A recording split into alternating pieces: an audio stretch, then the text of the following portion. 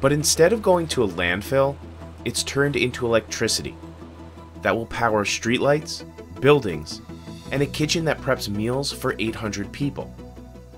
This is called biogas. It's plentiful, it's low-tech, and experts say it burns cleaner than any fossil fuel. So why can't we make energy from the 1.3 billion tons of food that gets thrown out every year? We visited the Boinpalli market in Hyderabad, India to find out.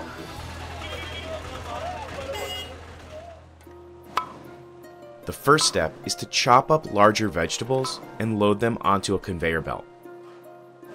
Some of the vegetables are spoiled. Others are thrown away because it costs farmers too much to transport them back home. वो सड़ जाएगा तो फायदा क्या भी नहीं है तरकारी में उसके लिए वो भी बायोगैस प्लांट के लिए यूज कर ले रहा. The conveyor belt carries the material to a shredder, which further breaks down the food into smaller, more uniform particles. In a single day, it handles the same amount of vegetables that 150 Indians eat in a year. A grinder crushes the mixture into pulp, which is pumped through underground tanks and into two digesters. So anaerobic digesters basically have bacteria which operate in the absence of oxygen, or anaerobic bacteria, and they actually eat essentially the food waste that we are putting in there and give out methane and carbon dioxide.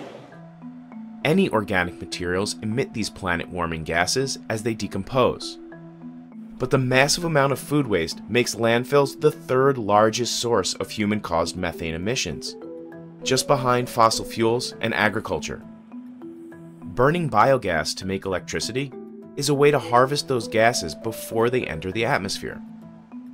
At Boinpalli, the fuel can be stored locally in 4 huge balloons until it's ready to use. And it goes all the way to the kitchen, which is about roughly 400-500 meters away from here. It's enough power to run a canteen kitchen that serves roughly 800 meals per day. Aside from energy, the plant creates another valuable byproduct: fertilizer. Farmers who sell their wares at the market buy it back and spread it on the same fields where their vegetables grow. By using this fertilizer, their soils are also getting better, their crop yields are better, and their crops are being sold at higher cost, because organic vegetables and all very costly nowadays, organic rice and all these things. Dr. Rao, a scientist on the project, is already building 5 more plants around the city. And it isn't limited to vegetables. Biogas can be produced from any organic material, including animal and human feces. So if biogas can be locally sourced, cuts down on solid waste, and reduces emissions, why aren't we all doing this? Because in most countries, it's still cheaper to keep burning fossil fuels.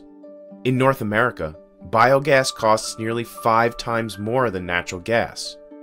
Now, you can't compete with what you call gas in the United States if it's 20 cents a gallon. This gap is smaller in places like Asia, where the difference in price is less than $2 per unit. A lot of people, a lot of state governments who were thinking about setting up these projects have suddenly understood that yes, it's possible to do it. Yes, there are technologies which are indigenous, which are built in India that can work for them.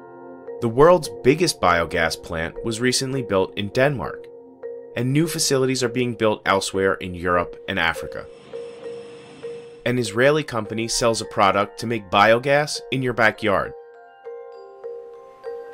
Biogas will never replace natural gas. There's just not enough waste to keep up with the demand for electricity.